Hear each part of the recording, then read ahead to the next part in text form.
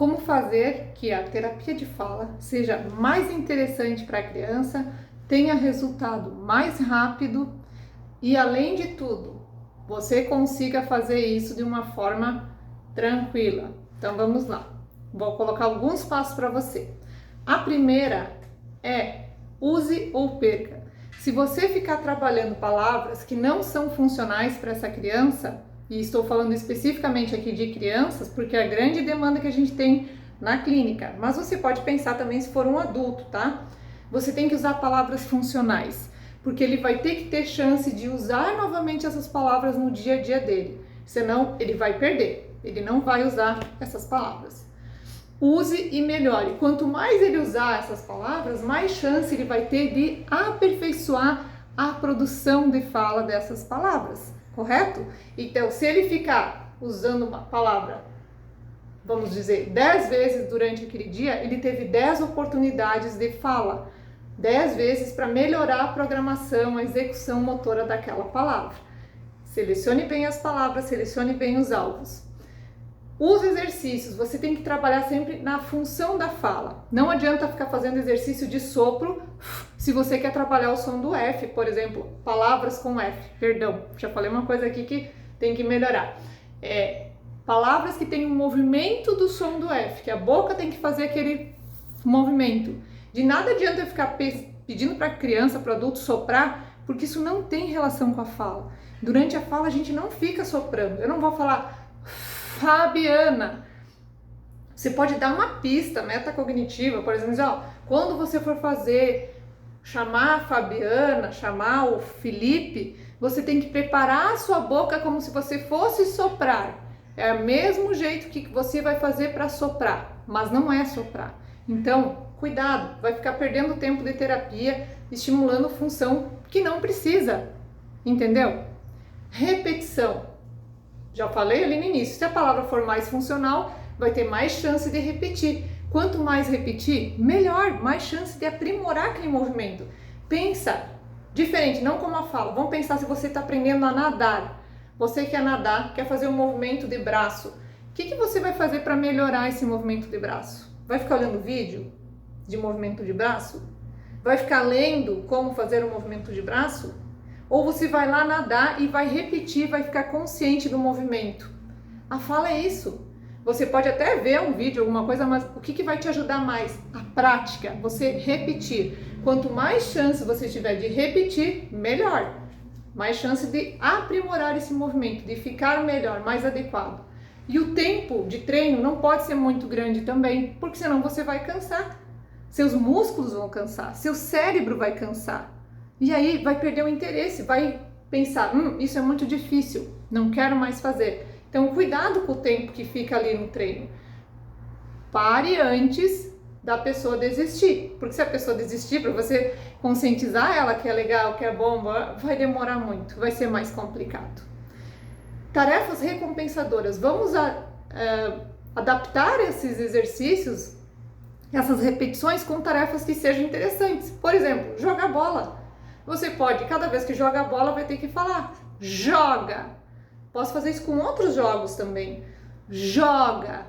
Deixa a sua boca com o bico para fazer o j, como se fosse um O. Joga. Agora é minha vez. Eu jogo. Eu falo para você, num jogo, numa brincadeira, quantas chances de repetição daquela palavra eu vou ter? É bem melhor do que colocar na frente do espelho e ficar lá, joga, joga, joga, entendeu? Não é tão adaptado ao nosso contexto brasileiro, por exemplo. Isso funciona em algumas outras culturas, mas para o brasileiro, para a criança, é complicado colocar na frente do espelho e ficar repetindo. Além do que tem toda a pressão ali, dependendo do temperamento da criança, ela vai ficar muito reativa e não vai mais querer treinar, porque ela vai ver que está sendo muito difícil, está sendo ruim para ela. A idade também é importante. Quanto mais cedo iniciar a terapia, ou mais cedo após um evento traumático, vamos pensar num acidente vascular, num trauma, melhor vai ser a resposta. Então, isso realmente faz diferença, a questão da neuroplasticidade, desculpa que me enrolei. Quanto mais cedo começar a terapia, melhor os resultados. tá? Não fique esperando 5 anos, esperando entrar na escola para começar a terapia. Você vai estar perdendo tempo. E ali a criança vai ter outras funções para ela aprender além da fala. É mais coisa para dar conta, entenderam? Então a idade é importante. Considerar o princípio da transferência. Palavras que ela vai usar no consultório, que ela vai usar em casa, que ela vai usar na escola, que ela vai usar em outros ambientes. Então, pensar em trabalhar verbos também, não ficar só com nomes de pessoas ou nome de objetos. Às vezes a gente esquece de trabalhar verbos. Como que essa criança vai ampliar o repertório, vai aumentar as frases se ela não fala verbos? A gente não fala frase só com sujeito. A gente tem que usar verbos, então lembre de colocar verbos junto. Palavras funcionais sejam verbos. Dá, quer, vem, joga. Você entendeu? Às vezes é melhor do que trabalhar o nome, porque se ela conseguir falar joga, ela não precisa dizer Paulo, joga pra mim. Pedro, joga. Pedro, não sei. Ela vai falar joga, ele joga. É mais fácil de vir a linguagem. A questão da complexidade também, a hierarquia, que eu já falei em vários vídeos. Respeite a hierarquia de fala.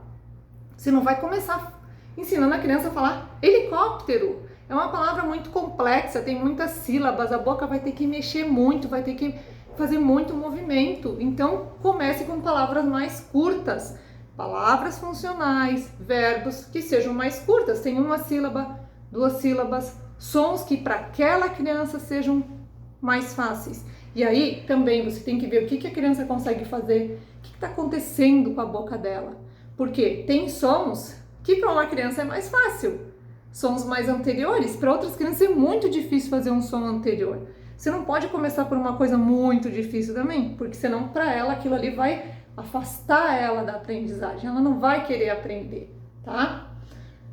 E adapta a terapia à criança. Não existe terapia mágica. Tem muita gente querendo vender terapia, vender o método X, o método Y, o método A, como se fosse o melhor método. Ele vai dar certo para todos os seus pacientes, você vai conseguir sucesso com todos, vai ser uma maravilha, compre meu curso, compre meu método. Não existe método perfeito. Esse método pode ser excelente para muitas crianças, mas para aquele seu paciente não vai funcionar.